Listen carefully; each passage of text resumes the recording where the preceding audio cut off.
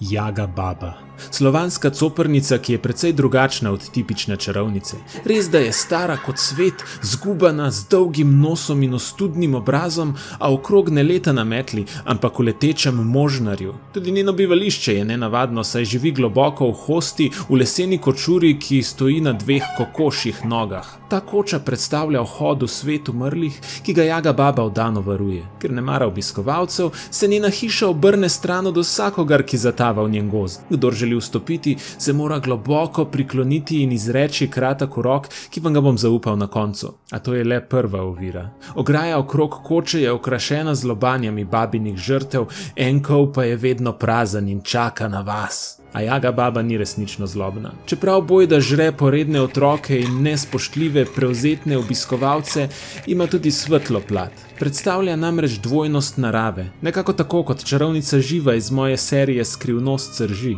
Jaga baba vam bo morda zastavila preizkušnjo in če se izkažete za vredne, vaša duša pa za dobro, bo z vami rada delila čarobne darove ali pa svojo brezmejno modrost. Zatorej se ustavite, priklonite in izrecite. Hišica, hišica, obrni svoj hrbet k gozdu in k meni svoj vhod. Katero mitološko bitje naj še raziščem? Zapišite odgovor v komentar in seveda všečkajte, delite in mi sledite.